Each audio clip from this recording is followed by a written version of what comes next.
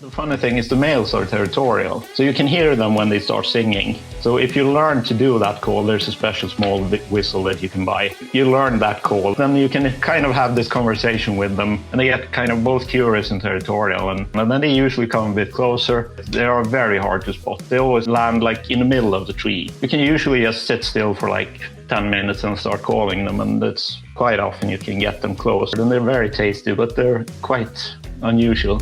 You guys talk a lot about like crate training. That would be pretty much illegal over here. Indoor, you can't have a dog cage, even if the door is open. You have to remove the door completely if you're going to have a dog in a crate indoor. If you're going to have something like crate or a cage indoor for a dog this size, like 35 square feet, that kind of rules out the idea that anyone would have crates, or at least if they want to follow the law.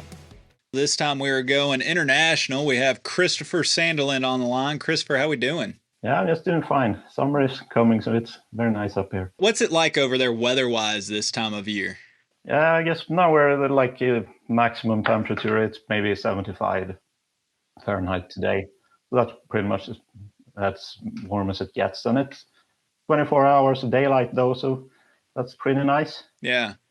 So the sun is just below the horizon for an hour this time of year, but we don't notice it. So gotcha. I guess I should have started with asking, or at least telling the listeners where you're from. Why don't you go ahead and tell everybody where you're located?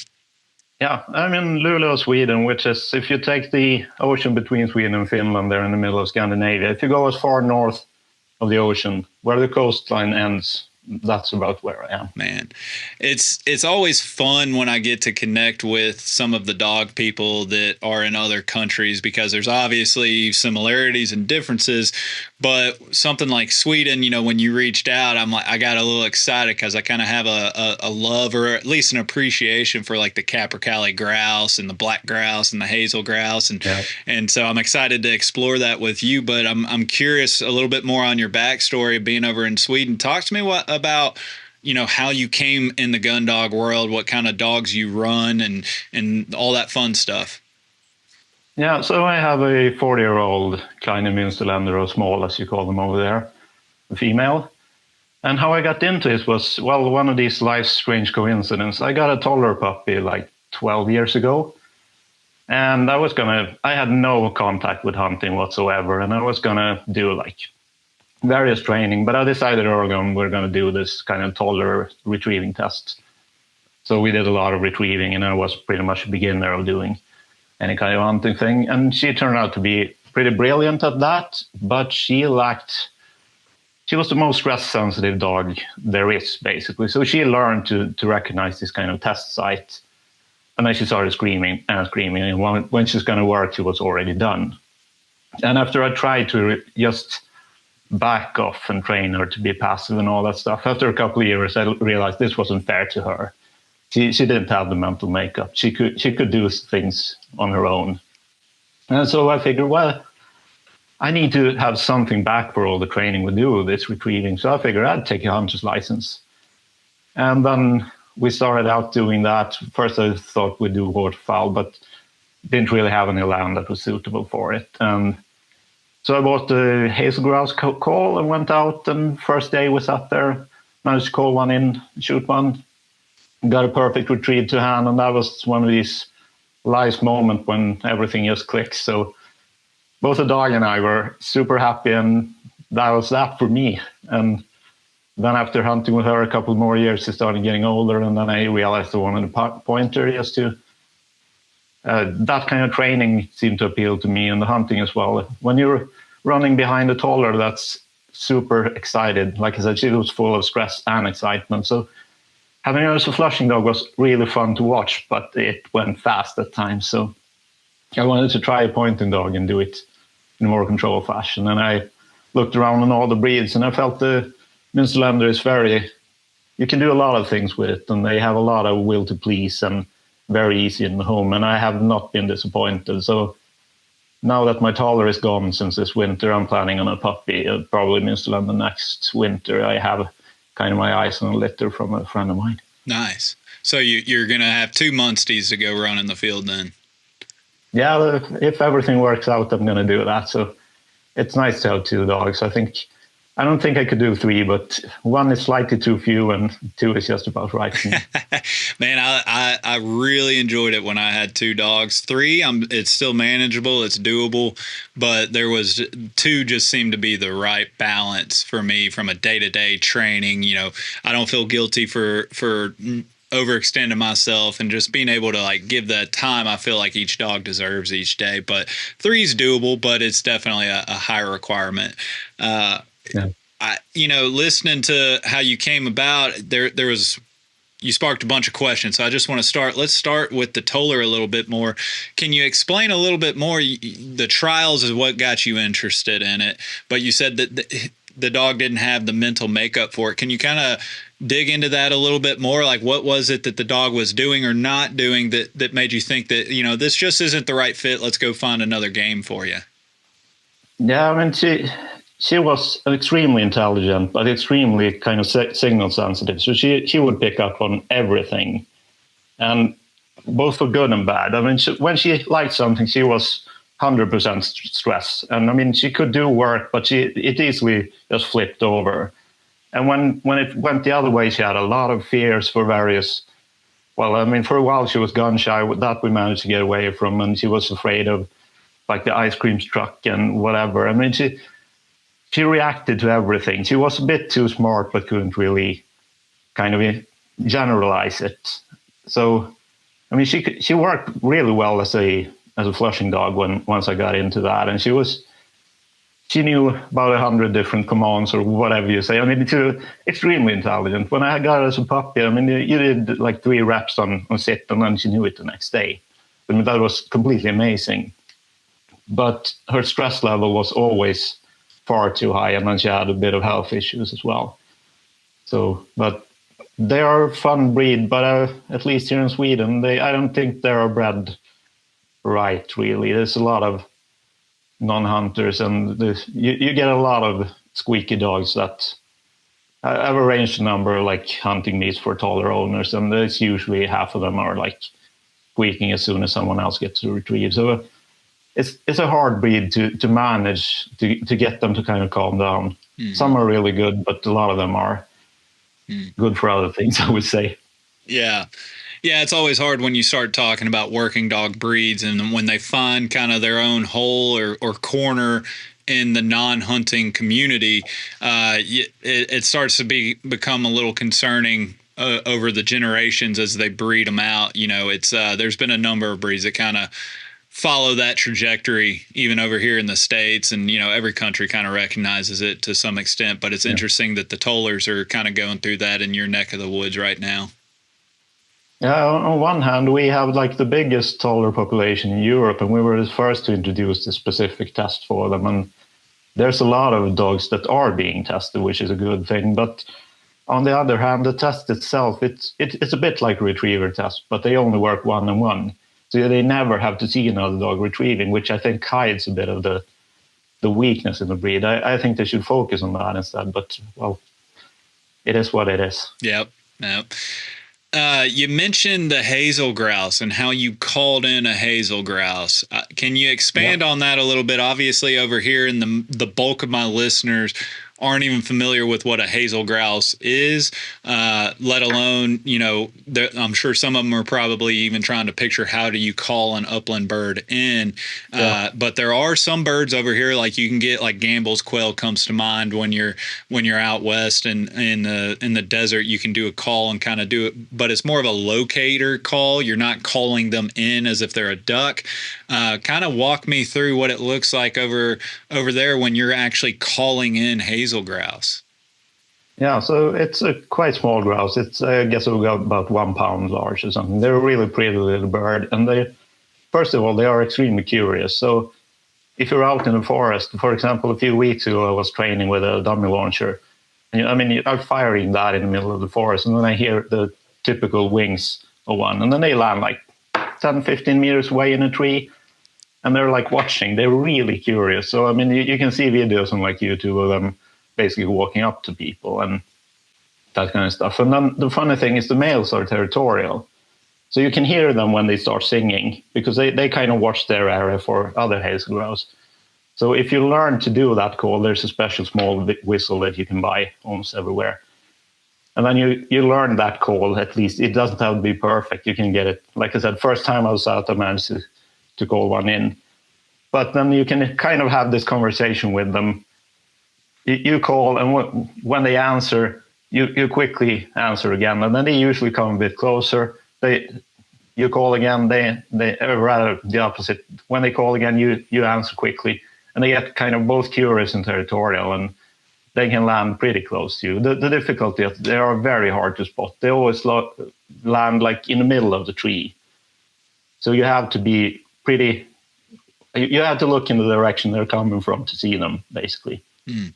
But you can usually just sit still for like 10 minutes and start calling them, and that's quite often you can get them close. Sometimes they are, of course, not full, but some are.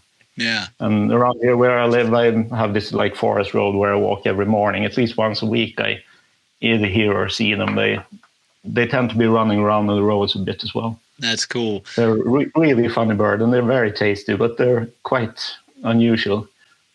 That's really cool. So you said that you just sit there. So are you sitting on the ground? Do you bring a chair with you? Are you in some sort of like hunting blind, or do you just walk out in the woods and sit down and start calling? Yeah, basically. I usually try to sit kind of the edge of a small clearing or something, so there's a chance that I get a bit of room to see. But nothing special. Basically, I sit on the ground for a while and wait, or stand next to a tree. Yeah. I'm curious if you're using the male's protectiveness or just trying to guard its territory. If you call him in and you shoot him, is it worth your while to stick around and try and call in another one, or do you need to move into another area? That's what I figured. If we're counting on territorial behavior and you take him out, I figured that there's not going to be another one, but I didn't know if you're going to sit there and try and play the hen or get a female to come in or something. No, the females usually don't come on calls, as far as I've been told. Gotcha. They are. You don't really see the difference on them. They look exactly the same, but as far as I've read, it's only the males that come. So if you shoot one, you usually move along somewhere else and try your luck. That kind of comes in handy, especially when we're talking about bird hunting. You know, we always prefer to shoot the male over the female for reproduction and stuff like that. It kind of comes in handy if you're sitting out there calling a bird and the only one that will come answer is the male. That kind of makes it easy for you. Yeah, exactly. Yeah. What about pointing? You know, you got the pointing dog, so I know you can call them in, but can you also go hunt them in a more traditional upland style hunt to where the dog is going out hunting and questing and then obviously pointing for you? Can you hunt them the same way with that, or do they not really play ball for you in that regard? A number of people claim that pointing dogs don't really work on hazel grouse, but I strongly disagree. I've shot multiple of them over my Munsterlanders, so that works, but I think you need a very careful dog. If you have one that goes in pretty hard, I think they will leave pretty quickly. On the other hand, they tend to, like I said, they're not really afraid. They're so curious, so they often jump up into the tree. So even if the dog fails to hold them, they might be sitting around there and you might get a shot anyway. But mine works, at least in pointing. I mean, she pointed some for 15 minutes once when I didn't want to go to her, and because she was in a horrible place. But I drank my coffee, and the GPS still said she was pointing, so I walked there, and then I saw two taking off when I came near. So nice. What about the other species? You know, I mentioned Cappercallie and the black grouse. What do those look like in your area? Do you spend much time pursuing those, or is it primarily hazel grouse for you? No, I think I hunt all the species. We also have this Willow Ptarmigan.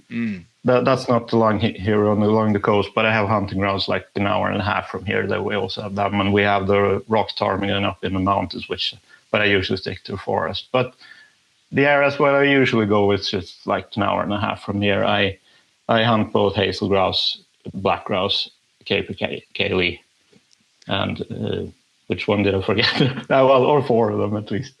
The Willow Ptarmigan, and some of these. If anybody's listening to this and they haven't seen these, like, go Google some of these birds. They look completely different than our birds here locally here in the U.S., especially the Cappercallie grouse. If you don't know what that is, Kristofer, can you go ahead and describe the Cappercallie Grouse because it's really unique, and anybody that hasn't looked it up or seen it or Googled it, it might take them off guard a little bit to just how different they are from our typical grouse species over here. Yeah, it's a really strange bird. I mean, it's first of all, it's huge, so you can have them up to like more than 10 pounds. I think a male is usually somewhere 6 to 8 pounds or something, but they can be even bigger than that. And they look like a dinosaur, I would say. When you've seen them, especially when they have this aggressive face, they get some kind of hormone overload where they attack everything. They look like some monster from a horror movie. But they're a really big bird, and they work like a normal grouse. I mean, they are good runners. They can run really far. I mean, my dog has tracked them for like 400 meters easily sometimes. And they're big. And the female is don't look at all like the male. It's, first of all, less than half the size. They have this size mismatch, which is, I think I read, it's the biggest among any bird. So it's maybe half to a third of the size as a female. And she's kind of more boring looking. She's like sort of speckled brown, white, gray-ish, while the male is mostly black and has this red lips or the thing under the chin. And they're, like I said, they can get really aggressive in spring. They have some kind of, a few percent of them get this hormone overload where they attack everything. And I mean, everything. My dad had a funny story. He was working at some construction site out in the forest there in May or April, May sometime, and there was still snow up here. So they didn't have electricity. So every morning they start the diesel generator, and it takes a few minutes. Then he comes walking out of the forest, the Cappercallie male, and picks a fight with the diesel generator. So he sat there like hacking at it and flapping his wings, and it does that for a few minutes and walks off. Next morning, same thing, and he was doing that for like a week. It's absolutely crazy how they can get, and you see them attacking cars and people or whatever. I mean, they completely lose all senses. But luckily, they're not like that during hunting season. That would be too easy. They're quite hard to get to when the time comes. Yeah, you can never count on them to be that acting like that when you're actually looking for them.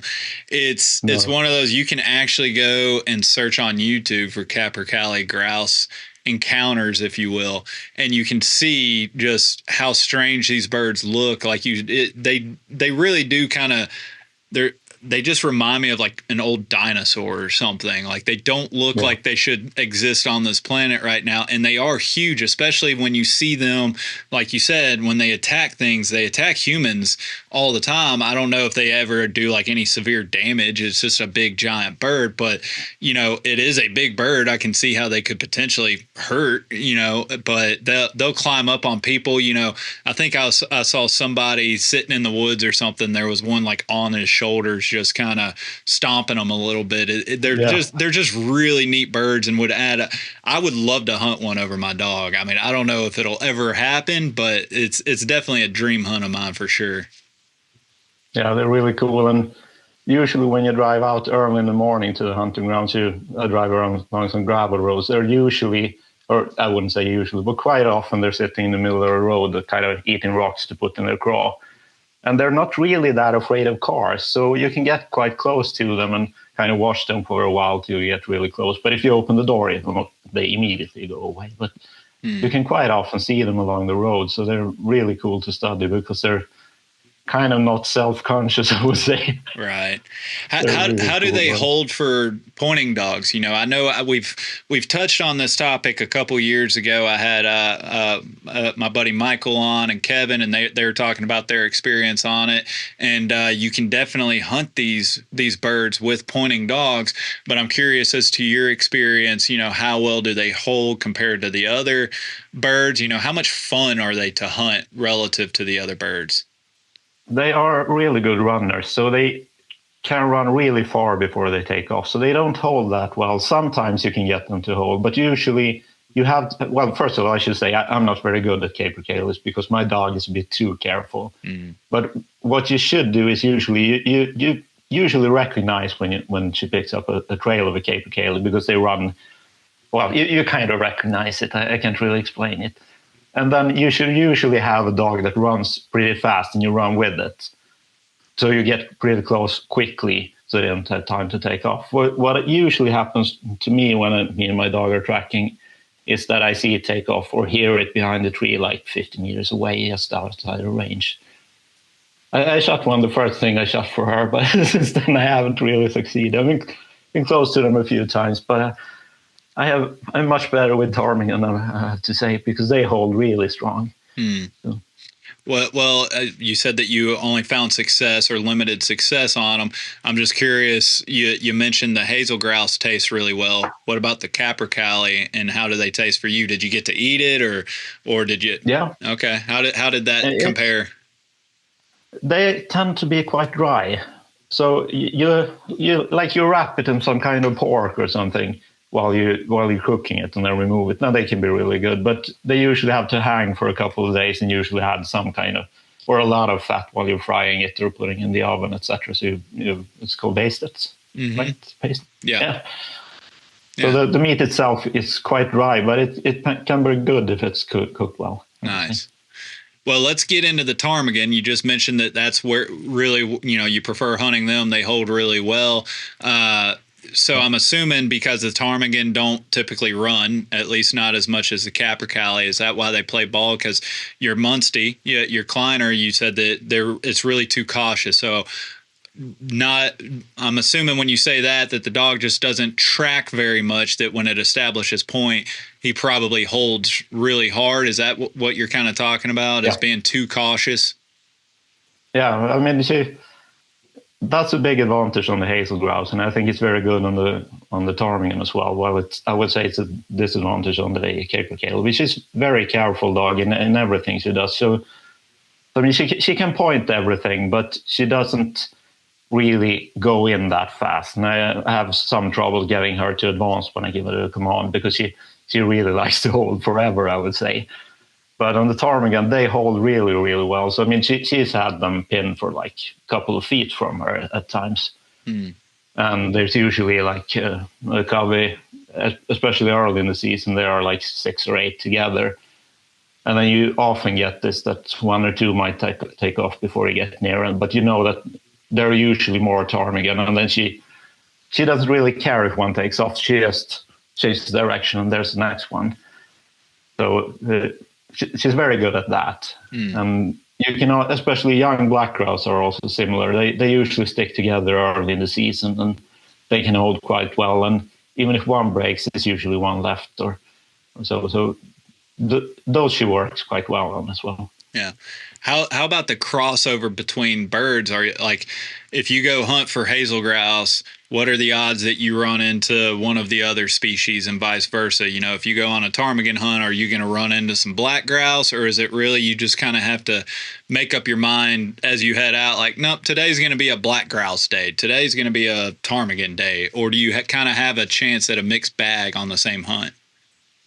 I would say that I can get, if I go down here at the coast, I get no ptarmigan, and I get more hazel grouse than I do if I go inland. But if I go inland, I get all 4, but quite few of the hazel grouse. But it's like an even mix of the other 3, where I go like an hour and a half from here. And they're very much in the same area. But I would say the ptarmigan especially like to sit quite wet, so they're very close to the marshes usually, especially early in the season. And all birds are more close to the marshes early in the season. We like to say that they sit wet. I don't know if that translates correctly, but and then later the Cappercallie tends to sit more in the middle of the forest, or especially on like hills or hillsides. That's I usually find them. But you can also, I mean, I've found them also sitting like exactly on the edge of the marsh, so you can find all 4 species, especially near marshes, especially early in the season. But yeah, so I would say I load up for anything. Just get ready for all of them. I never know which I'm going to come home with if I get anything. Yeah, which adds a little bit of element of surprise, an element of fun to it. I like hunts that I have a chance at a mixed bag, and so you have your specialty hunts; those are special too. But it's always fun not knowing what the dog's pointing at, or like what's at the end of the dog's nose. It adds a little bit of mystique to it, I guess. I'm curious, with you being over there, the differences in just the bird dog culture as a whole, what you're allowed to do, what you're not allowed to do, how you find training grounds. Can you kind of talk to me about just your access to training grounds, hunting partners, as well as I don't think do you guys have an e-collar ban, electric collar ban? Yeah. Okay, so no e-collars allowed at where you're at? No.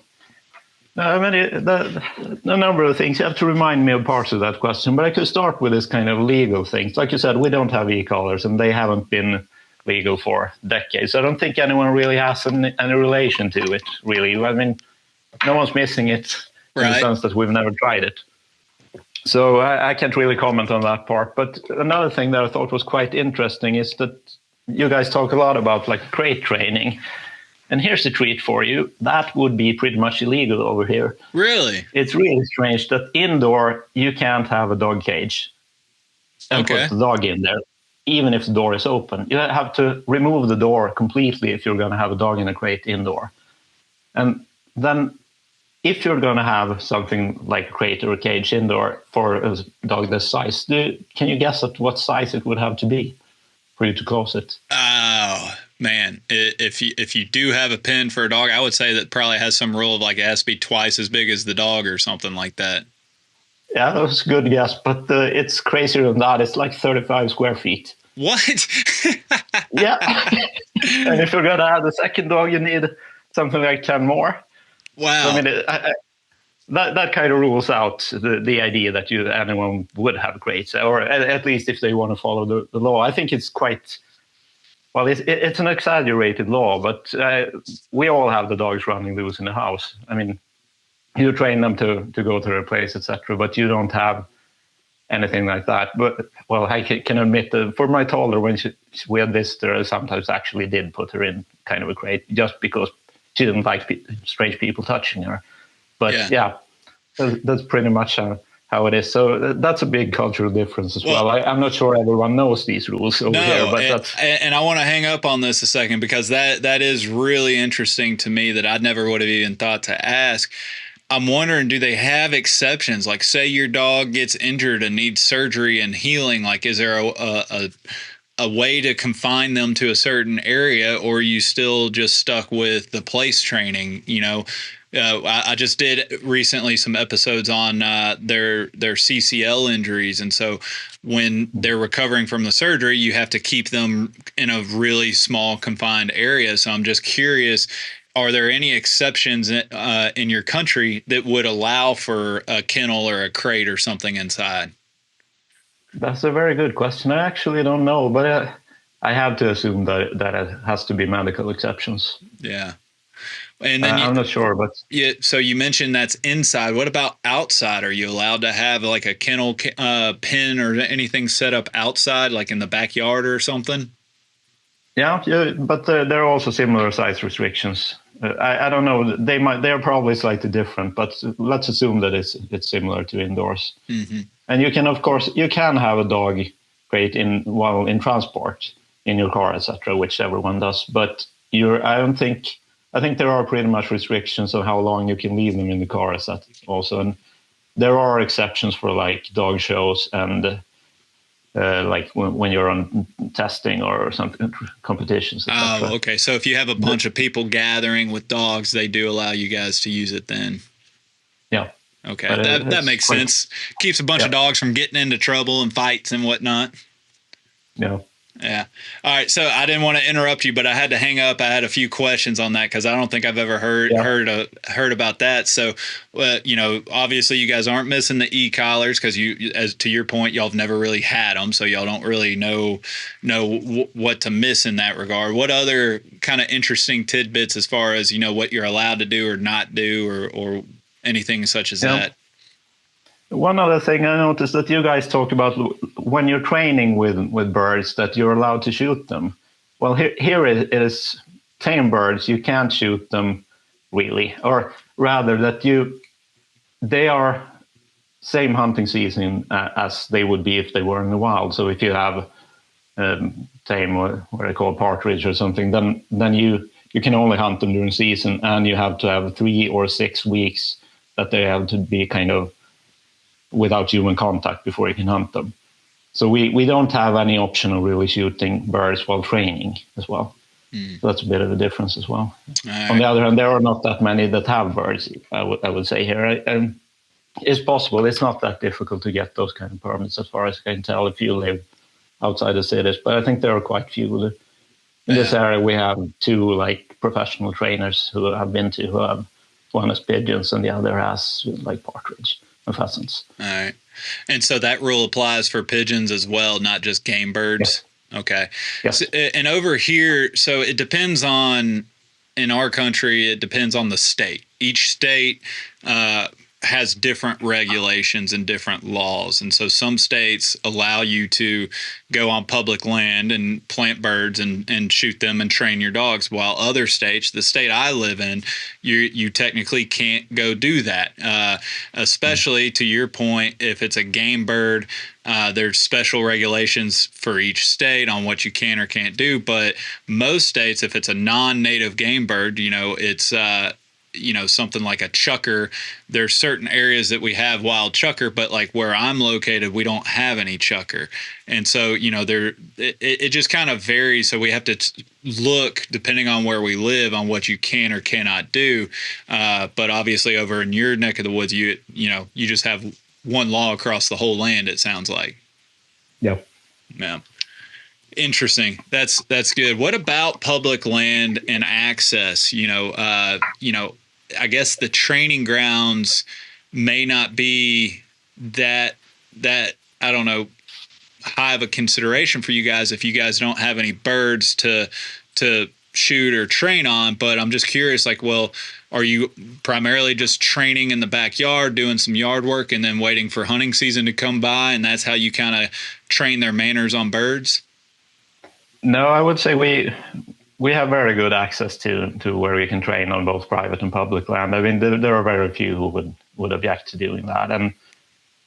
And we have this kind of that you can't have the dogs loose between April 15th and early August sometime because of, well, they shouldn't chase them.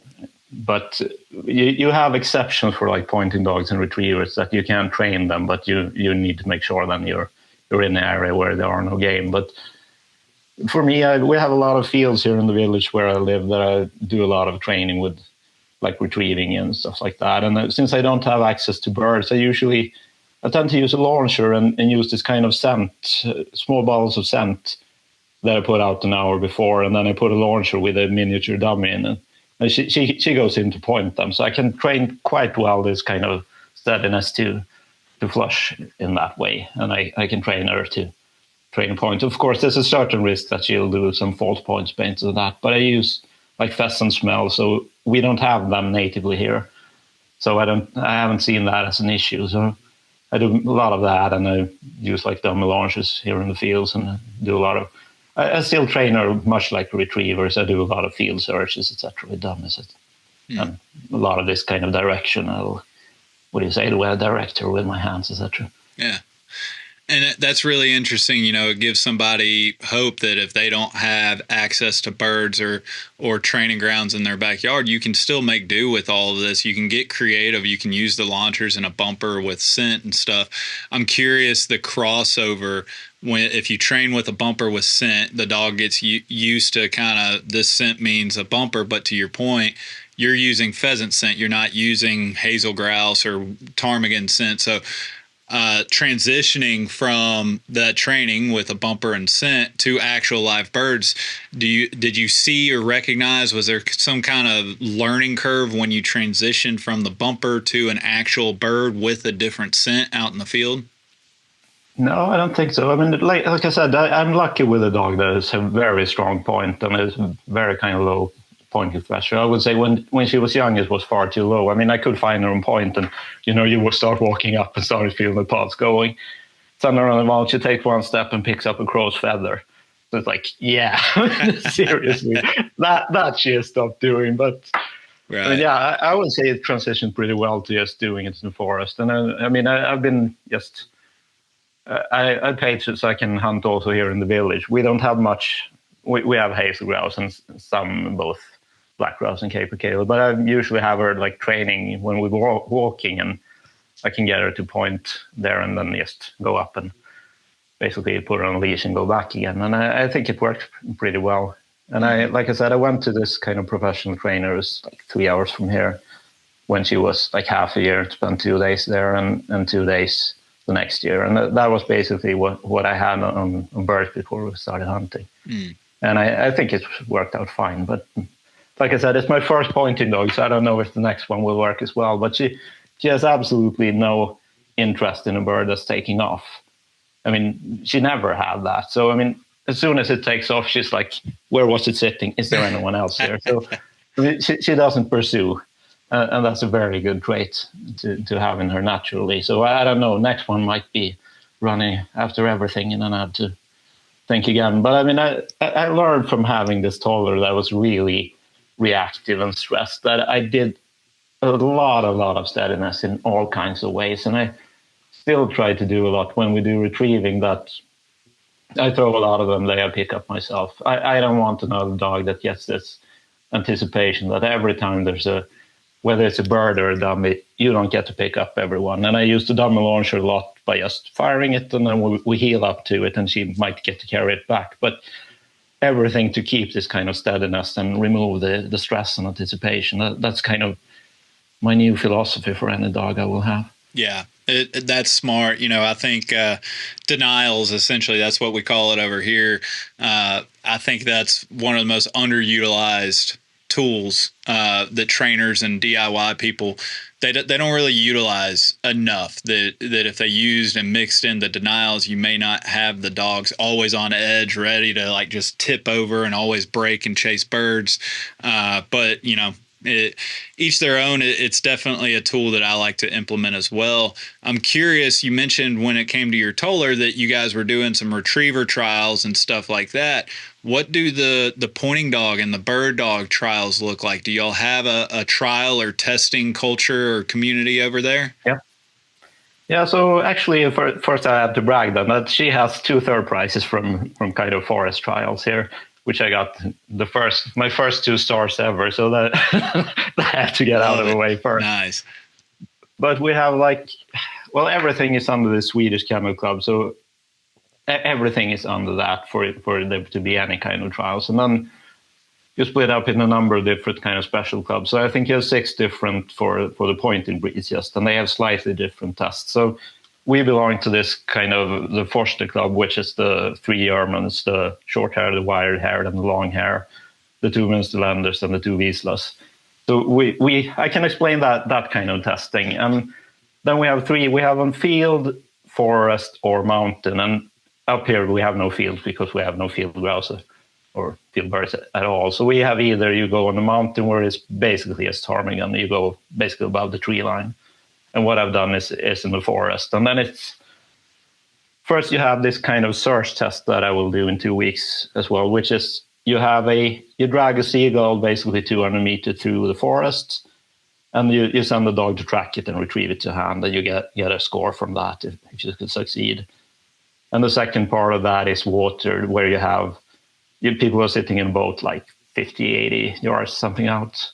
And they shoot a shot, throw another seagull into the water, and she should sit with me on land, fetch it to hand again. And if you have those 2, then you can basically start at the field or the forest trials, I should probably call it. And then it's basically a normal hunt. You go up to 6 dogs per judge.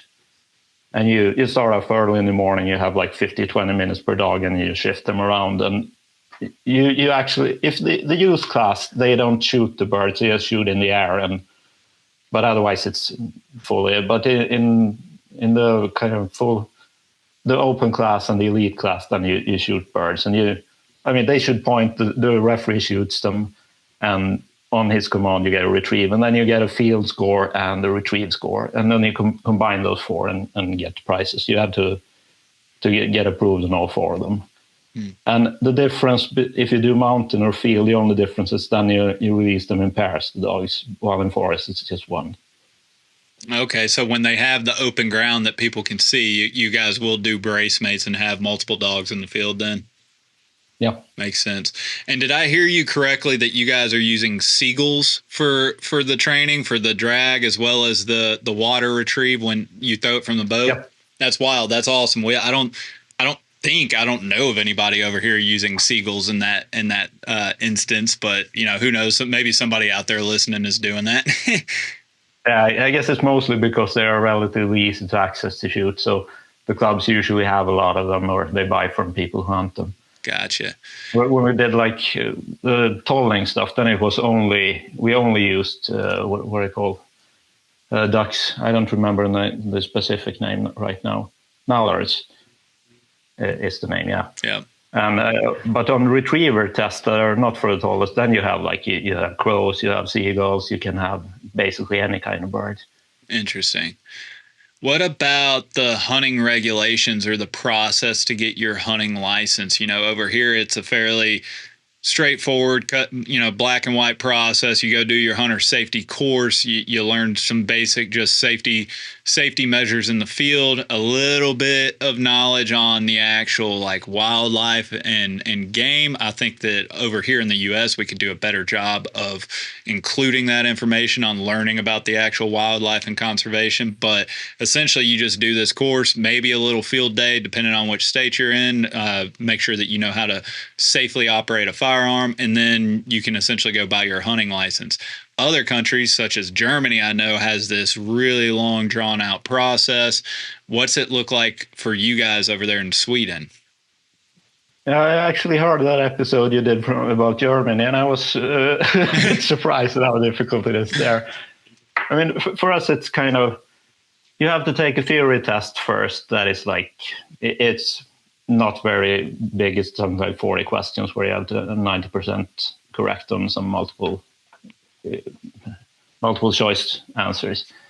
And that most people take a theory course, usually through this kind of hunters associations, and then it might be 8 or 10 evenings, or you take it to some private that is like, I took a weekend course. It was like 2 full days to do the theory. But you can also self-study. Everything comes from this material that comes from like the Hunters Association. So you can do self-study on it. And I don't think it's that hard, but it covers all things, whether it's guns, gun safety, all the kind of species, when you're hunting them and how they look like, how you differentiate between. I mean, you get questions to the difference between the different kind of geese, which if you're not going to hunt them, it's a bit annoying, but it's right. Good to know those kind of things. And a lot of the rules and regulations, because like I said, we have a lot of rules regarding dogs, and there's also a lot of rules regarding hunting. So I think it's quite good to take one of these courses, but I don't think they are too difficult or long. And when you have that, then you have this kind of gun safety. You have 3 different. You have one for shotguns, you have one for kind of low caliber rifle, and one for what I would call moose rifle, because that's basically what most people hunt over here. So like the shotgun test is, first you walk some kind of path, and they have like figurines of different wildlife, and you should demonstrate that you safely handle the gun, and you should do like distance, saying, is this figurine in distance that you would take the shot? And when you walk across the ditch, you make sure to break the gun and those kind of things. And then you shoot clay pigeon. I think it's 4 out of 6 or 6 out of 10, something you have to hit to get it right, or to get approved that. And when you have that, then you can buy a shotgun. I'll get back to the weapons acquisition. Mm-hmm. And then you have the test for the rifles are then, of course, more. They are similar, but they're aimed towards rifles. So that you can do relatively quickly. It depends on when there are like testing times that you are available at local gun range. But then you can go buy a gun, because then you have the license. But when you buy it, then you fill out paperwork, but you don't get a gun, and then it's sent off to the police that does all kinds of background checks. And when I got mine, it was lead times of like 3, 4, 5 months. Now it's better, but I think you have to expect to wait at least a month or 2. So you have to be ready pretty far ahead of the hunting season, especially if you're going to get used to the gun you just bought. But it's not a very complex process. And I think, well, I mean, if you don't have a criminal background, I don't think it's much of an issue getting getting approval from police, basically. Right. Now that's to own your own firearm. What about are you guys allowed to borrow or rent a shotgun from somebody else, or is it if you're using a firearm, it has to be your firearm? No, there are some possibilities to loan. You have to send in paperwork to the police for like temporary loans, and you can have this kind of oversight hunting that if I have a kid with me or someone who isn't old enough to take it, then if I'm within like a meter or something, then he can use my gun. And any kind of guest could do that as well. But I could loan someone, but I think it's very seldom people do that. You usually buy it. And I could also answer, there are quite strict rules on gun safes that before you can buy a gun, you have to buy an approved gun safe that fulfills certain requirements, and you have to make sure that, all of those kind of things, that it's properly installed. And the guns always have to be locked in there, as well as the ammunition, if you're not out hunting. Mm. And this is basically the only way you can get a gun in Sweden. You only can get by having a hunter's license. People who shoot competitively can buy like a pistol, but then they have to compete at least every year, I think. It's something like that. I haven't really set that up. But generally, you can only get hunting rifles, and they are somewhat restricted. For example, a shotgun, if you have a semi-auto, it's not allowed to load more than 3 shells. Okay. Now, so over here we have plugs. When we waterfowl hunt, we can't have the capability of having more than 3 shells in the shotgun at any given time. So we'll put a plug in it. Are you guys having to change? Is a plug okay to have that in the shotgun, or do you guys actually have different shotguns that if you have a semi-automatic, it's not even possible to house 5 shells? Yeah, they sell them so they can't house more than 3. Interesting. I'm assuming, is there a limit of the firearms? Like, can you only own one at a time, or can you get multiple? You just have to go through the process every time? Yeah, I can own up to 4 without any kind of extra questions asked. And you can have up to 6 if you can prove a need for them. Okay. And you also have this special, you have to apply for license if you're going to have a silencer as well. All right. And so over there, over here, we have people that that's what brings them into the hunting space, is they just love to collect. They love the tradition and the history of shotguns and firearms as a whole.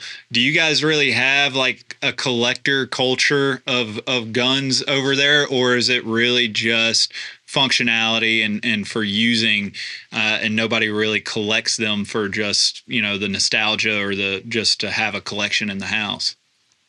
There are probably a few, but since you have the limit, you can't go above 6. I mean, you can't have a very big collection, and like I said, you can't collect like revolvers, etc., because you can only have those that are for competitive shooting. And I don't know exactly, but I think you can't even really decommission them and keep them. I'm not sure. They have to be completely impossible to restore in that case. Interesting. So what kind of shotgun do you carry? What do you have in the safe? Yeah, I have a Beretta Silver Pigeon. Nice. I'm a lefty, so I had to buy a new one. Otherwise, I would have probably bought an old one. But when you shoot left, it's very hard to find used ones. So. But I'm really happy with it. I've had it for like 7 years now, and it hasn't malfunctioned in any way so far. Nice. Love it.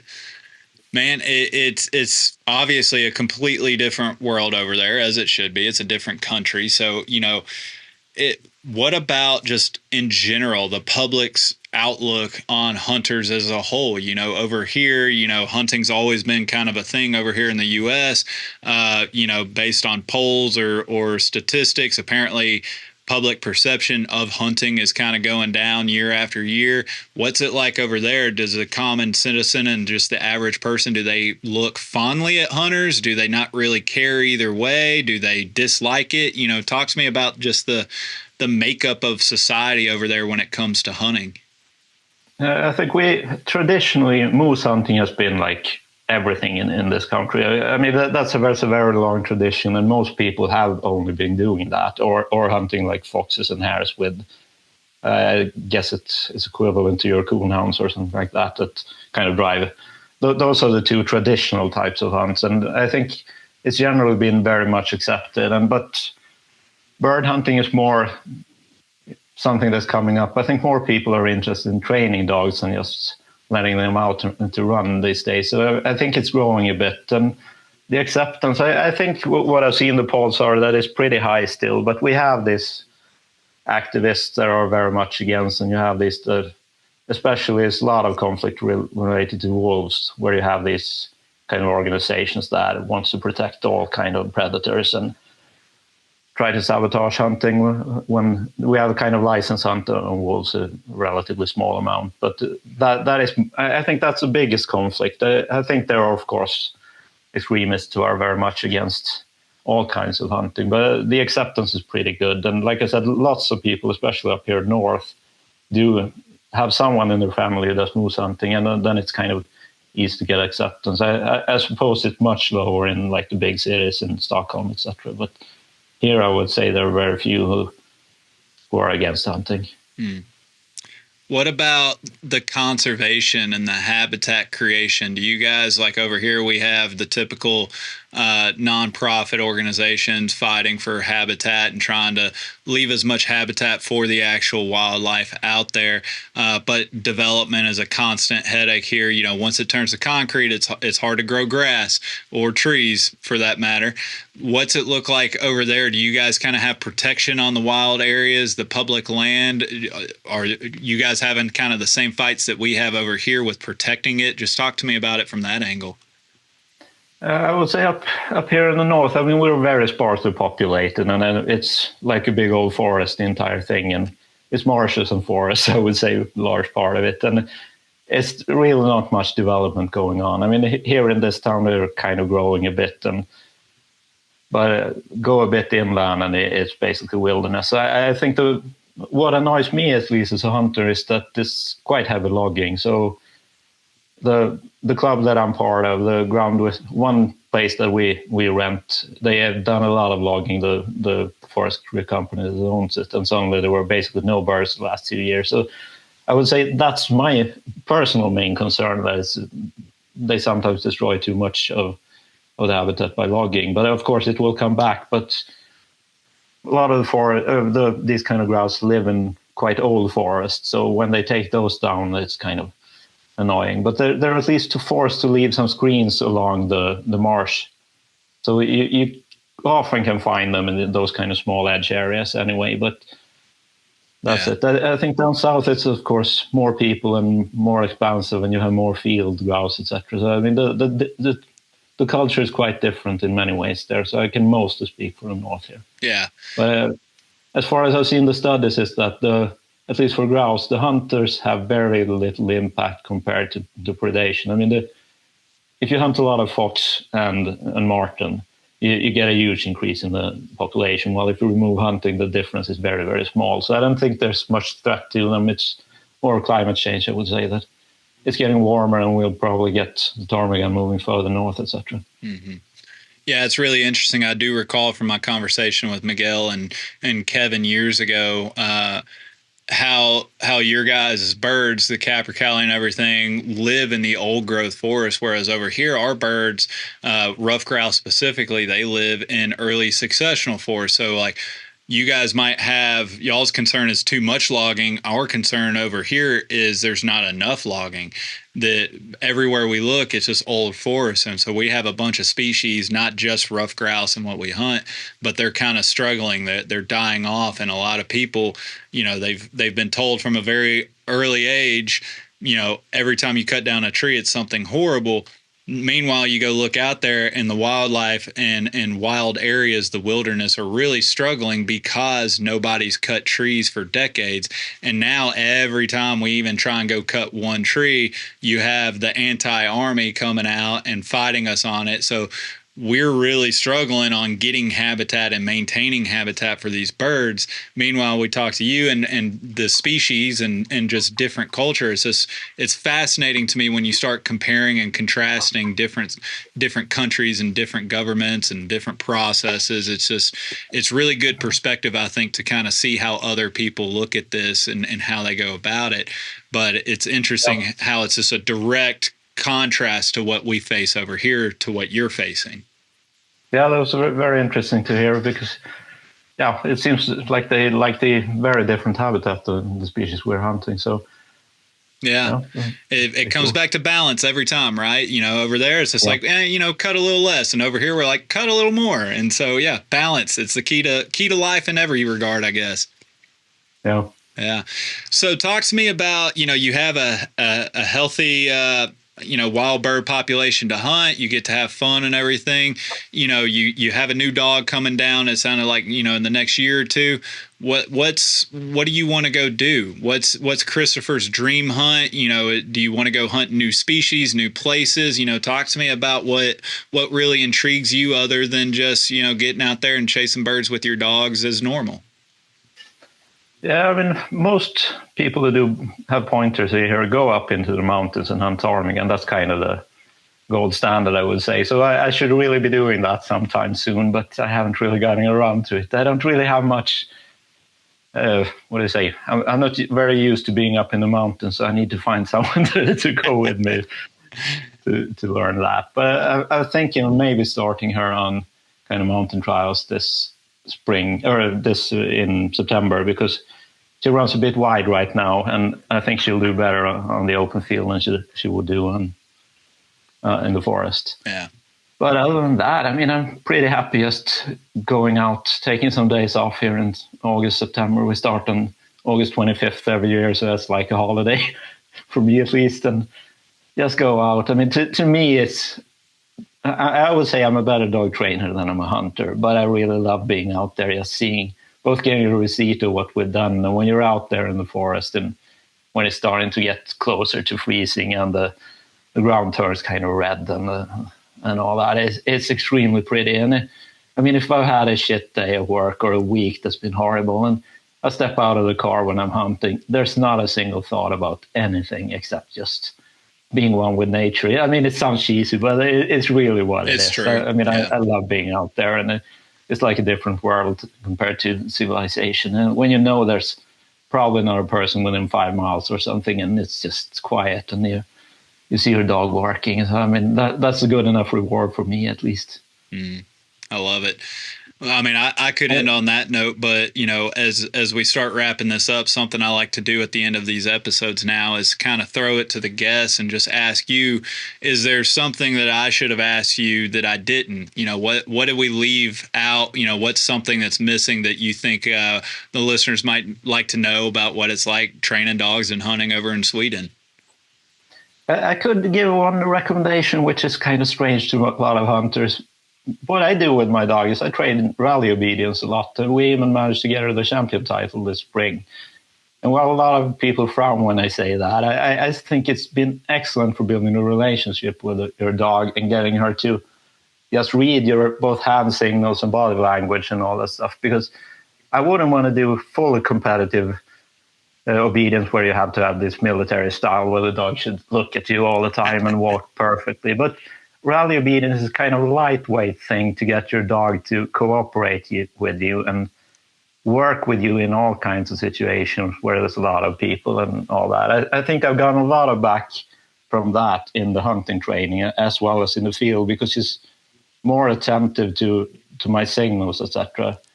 So that, to me, it's a recommendation to train other things than just hunting, because you can get a lot of unexpected advantages both in regular life as well as in hunting. Absolutely. Yeah, I try and tell everybody, I think both helps each other. I think if you work obedience in the correct way, it'll help your hunting and vice versa. It's fulfillment for the dogs either way. And just having that relationship, I'm a big believer in just time spent with your dog and fulfilling activities, making a game, having fun. It just benefits the dog and the owner's relationship all the way around. And so it's going to help the living situation. It's also going to help the hunting. I'm a big fan of people, not having one or the other. Try a little bit of both, get the dogs out there hunting for their purpose, but also put some control on your dogs, have some manners.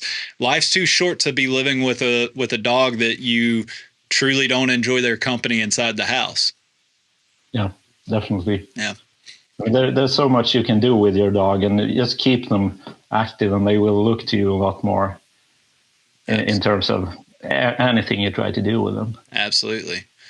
Well, another thing I could mention, since we were talking like grounds, etc., you asked about how it's access to lands. Mm-hmm. And for me, in my example, here in town, we have this kind of municipal hunters association where everyone who lives here can join. And I pay about, $70. Then I get access to what is 110,000 acres in total. Yeah. So that's really, I mean, it's in the south, you might have a hard time finding a lot of hunting grounds. But here, I mean, we have huge amounts of land. And that land that I described is spread out. So some is just half an hour from here, and some is like 3 hours away. So have a lot of lands for a very cheap price, and so that's good with north of Sweden at least. Yeah, very good access to hunting grounds, and I could also buy from these logging companies like day cards or weekly cards, etc., or go up into the mountains to the state government-owned lands where you can pay also a fee to do. But then it's mostly ptarmigan. Great. Yeah, that's great. I mean, that sounds like a heck of a deal and a heck of an arrangement. And man, Kristofer, I appreciate you coming on, taking the time today out of your Friday evening to sit down with me. And it's been fun kind of exploring and getting to compare, how we do things over here to how you guys do things over there. Dog people are dog people, whether you're in Sweden or the U.S., we all love it. And we all have the same passion. So I appreciate you coming on and sharing your story a little bit and sharing your passion with us. Yeah, thanks for having me. It was fun talking. Yes, sir.